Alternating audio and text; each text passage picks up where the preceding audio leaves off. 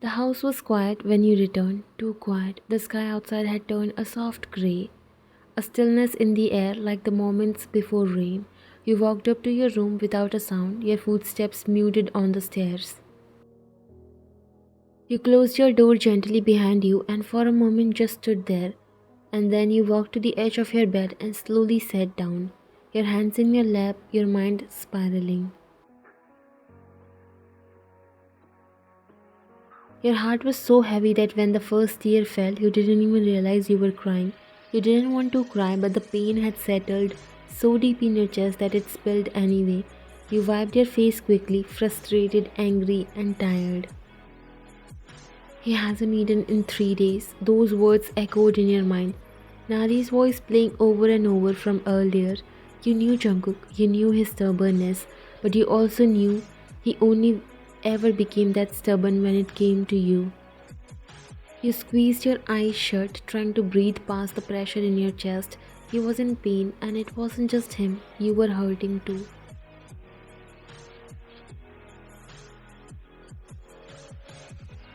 But he couldn't do this alone. No matter how hard he fought, against his mother, against fate, if you stayed silent, then you were the one leaving him in the dark. And Nari, you had never once imagined that she felt that way. You two had known each other since you were 7, neighbors, classmates, friends who shared secrets, snacks, and dreams. She was there when you cried over scrapped knees. You were there when she lost her father, and so many of your memories with Jungkook. She had been in them too.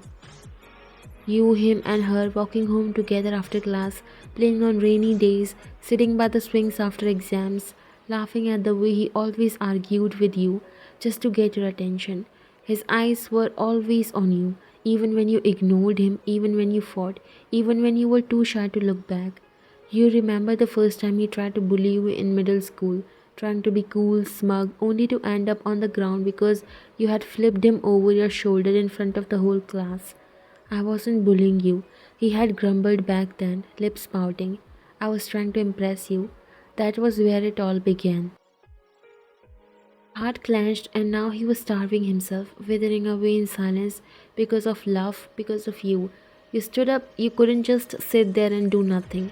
You wiped your face once more, pulled your cardigan around your shoulders, and opened the door.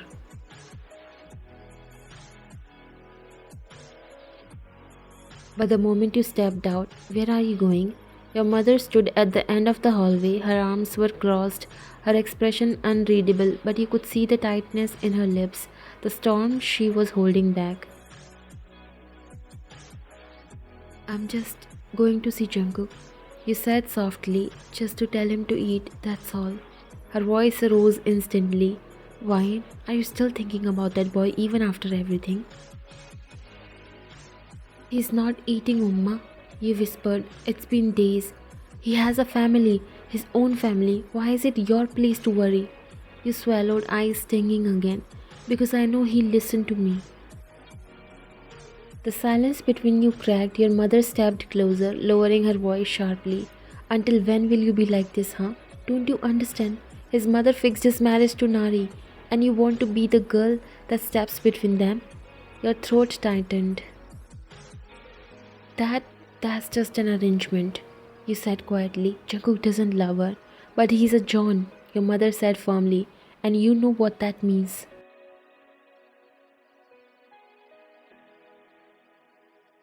You didn't want to cry again, not in front of her, not now, but your hands trembled slightly. I don't understand why you are all so desperate to keep this rivalry alive. Jungkook is not like them, he's different. She sighed and something in her tone changed. She walked forward, gently took your shoulders. Her voice was low now, tired but not angry. I'm not stopping you from falling in love, my child. You looked at her in surprise. I'm not angry that you have feelings, she continued. I'm scared you are our first child, our hope, our pride. Do you know what it would mean to marry into that family?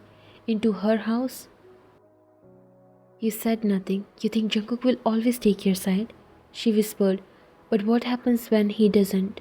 What happens when his mother humiliates you in front of the relatives, or when she tells your children that their mother was never good enough? You clenched your fists. Oma. Let's just say he's different. Let's say you get married. What then? Will you still smile when you see her eyes judging you every morning? Will you fight that battle every day just to prove you're worthy of his name? I don't want his name. I just want him. She looked at you and you saw the shift. Her heart understood, but her fear wouldn't let go. She placed her hand over yours.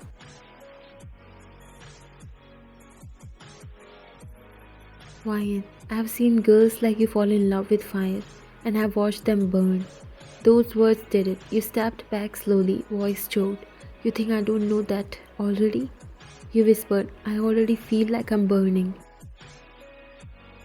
And without another word, you walked back into your room, closed the door softly behind you.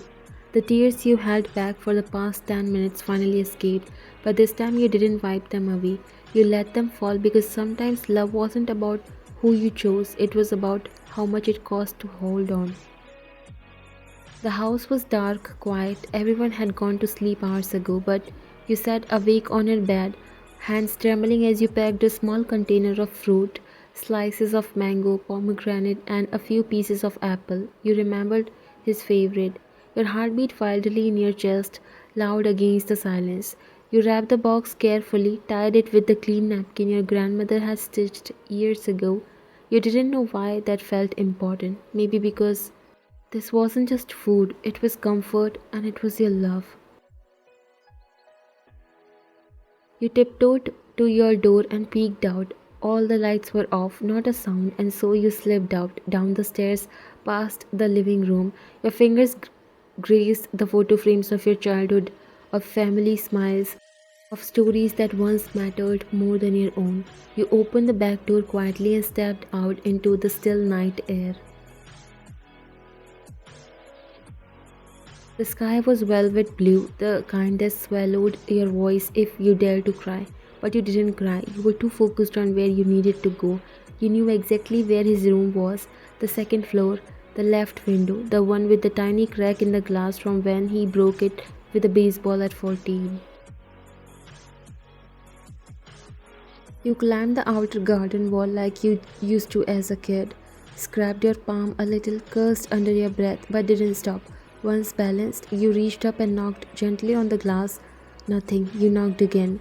This time, movement, a shadow. Then the curtains pulled aside. Jungkook. His face appeared in the glass, pale, tired, his eyes rimmed in exhaustion. But the second he saw you, his dull, worn expression lit up like a dying flame fed its first breath of air.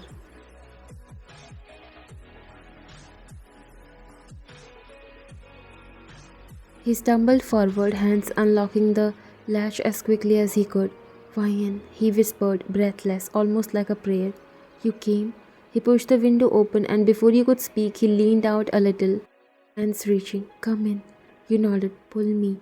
He helped you in with shaky arms. His body was weaker than you remembered, but his grip was still warm, still him. You landed inside softly on the carpeted floor of his room. The moment your feet touched down, you looked at him, really looked at him, and your heart shattered. His cheeks were sunken, his lips dry, his shoulders drooped, his shirt hung loose around him. He looked like he hadn't slept, hadn't breathed. Jungkook? He didn't say anything, he just pulled you into his arms, tight, desperate, like a drowning man finally grabbing hold of shore.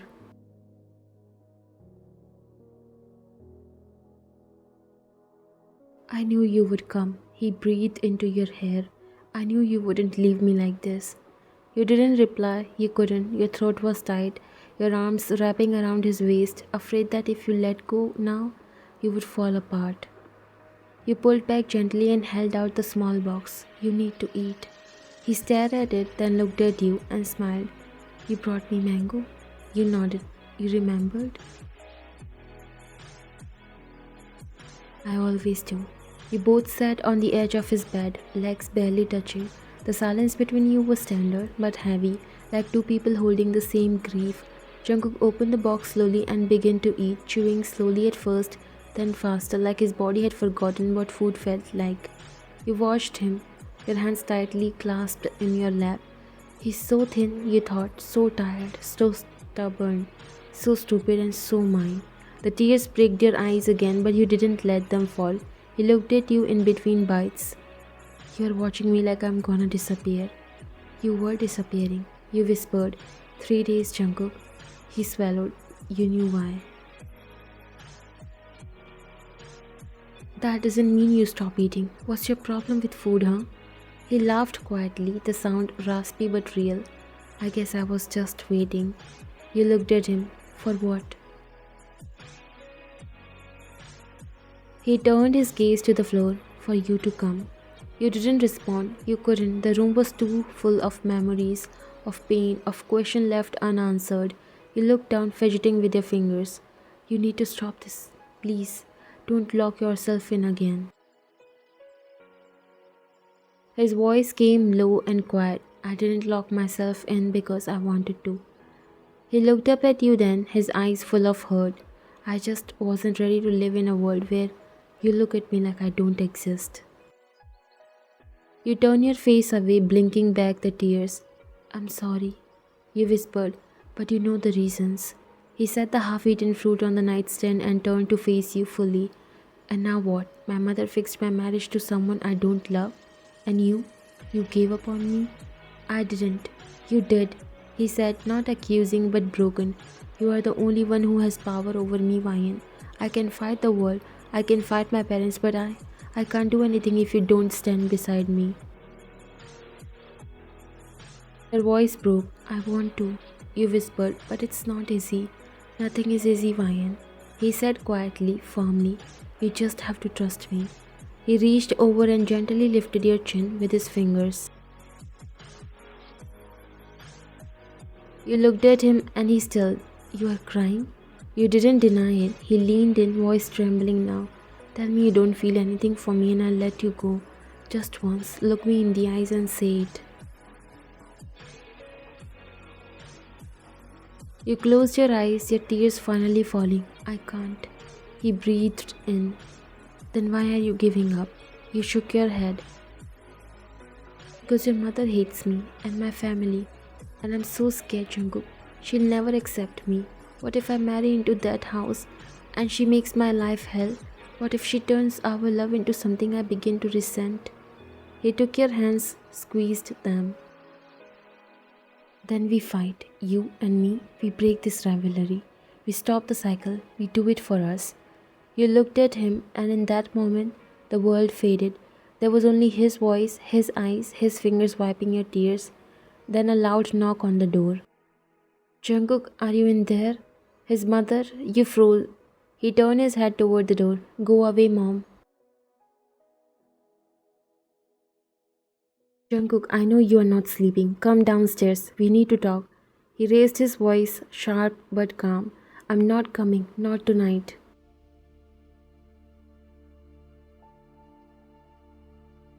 "Don't test my patience. I'm not yours to control anymore. Please leave." There was a pause, then footsteps and silence. You let out a shaky breath. He turned to you again, and in that silence, in that moment, he leaned forward softly. "No parents, no Nari, no fear, just you and me." You nodded, and then his lips touched yours. A kiss that wasn't rushed, wasn't wild, but real.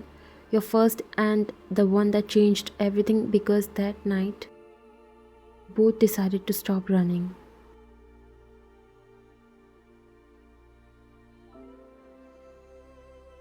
The sun hadn't even risen. The sky outside was still navy blue, stars slowly fading behind the approaching dawn. The streets were silent, only a faint wind whispering past the rooftops. You climbed back over the side wall carefully. Your fingers were still tingling from the way Jungkook had held them. Your lips still trembled from that kiss, your first, soft, sure, and filled with everything he couldn't say in words. Your heart felt so full, yet the moment you stepped into your house, quietly closing the back door behind you, you knew something was off. You turned toward the hallway and froze. Your mother was standing there in her night clothes, hair slightly undone, eyes wide and sharp and glistening. She had been waiting. Your breath caught. "Omma?" Her gaze dropped to the box in your hand. Her expression changed immediately. She stepped forward, and before you could move, her palm struck your cheek. A loud echoing slap. You didn't cry, you just stood there, head slightly turned, cheek burning. Have you gone mad, Ryan? She shouted, voice cracking. Sneaking out at night? What is wrong with you? You turned back toward her, voice quiet but shaking. Why are you so angry that I love him? She blinked, stunned at your words. Why him? She asked, stepping closer. Of all the boys in this world, why that boy? You looked at her, really looked, and for the first time in your life, said it without hesitation. Because I love him. Silence, heavy and deafening. Your mother's hands trembled, her voice suddenly dropped, but the tremble didn't leave her. Why don't you understand, my child? She broke, her words cracking under tears. That woman will make your life hell.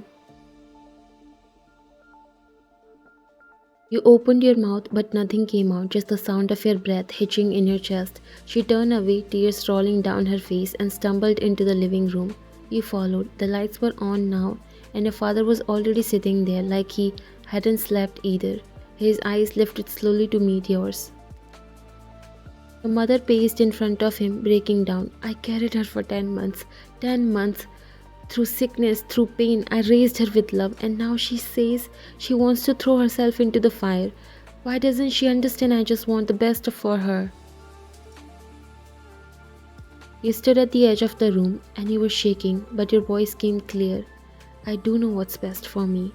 They both looked at you, your tears finally fell.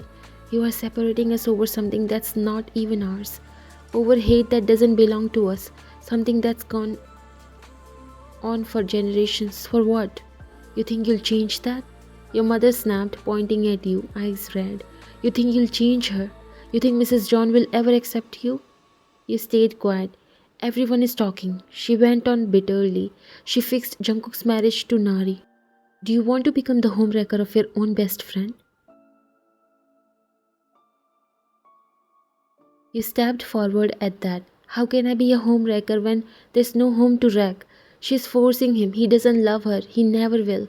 Why don't you believe me, Umma? She looked toward your father.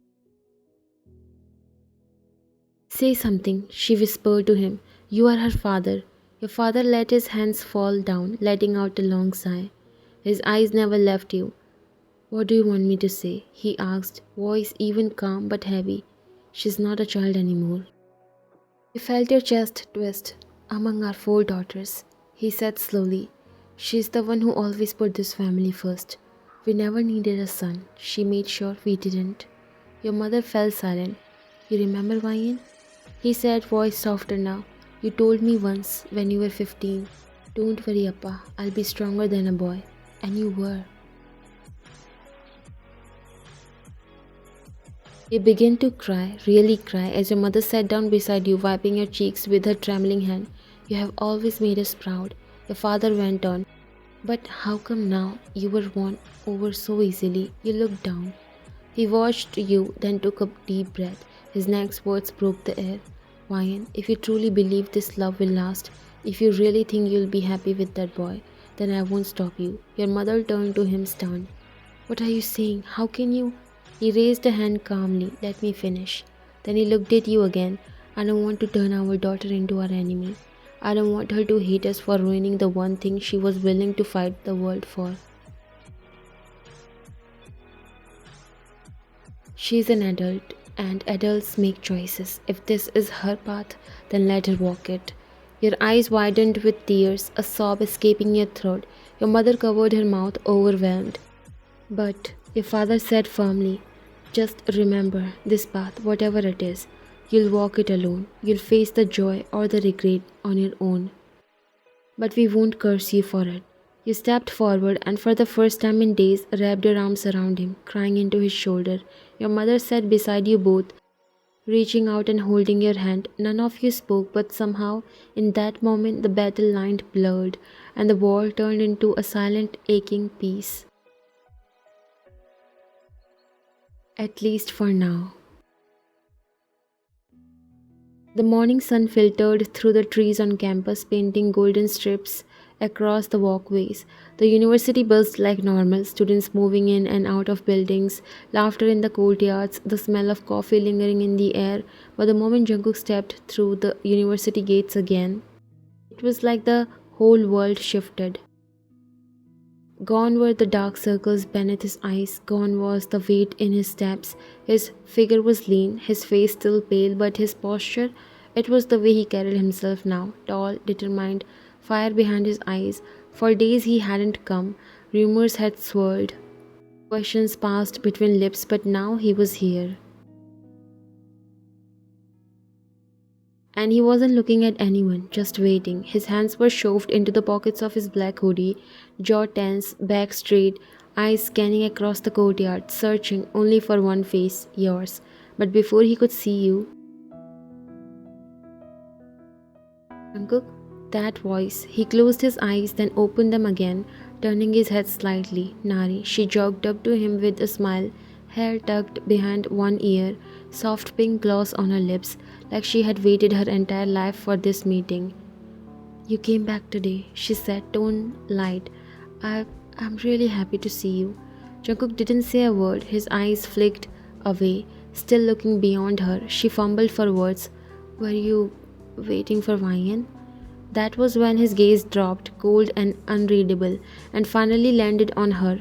She shifted uncomfortably but pulled something from her bag, a box, small velvet red. She opened it slowly and held it toward him.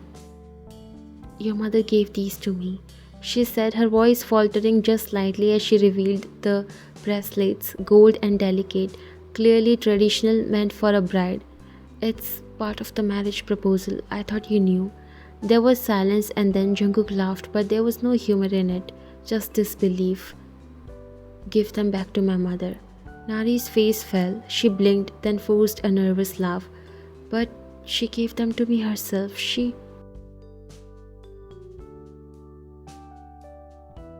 And you took them? He cut her off, eyes sharpening. His voice was quiet but lethal. Even after knowing I would never accept this marriage, no matter how much anyone forces me? Nari's hand shook. She instinctively tried to close the box, but his eyes were on her now, piercing and furious. Nari. He stepped forward once, just once, and it was enough to make her flinch. Did you not think for a single second before saying yes? She opened her mouth. Don't you know? He continued, voice rising just slightly. There's only one girl I've ever laid my eyes on, ever loved. Nari's mouth trembled. She couldn't speak. How did you even think this was possible? He asked again, shaking his head. Do you really think wearing some bracelets will change my heart? Her eyes welled with tears, but he didn't stop. You didn't just insult me, Nani. You betrayed Ryan. That name, the sound of it on his lips crushed her.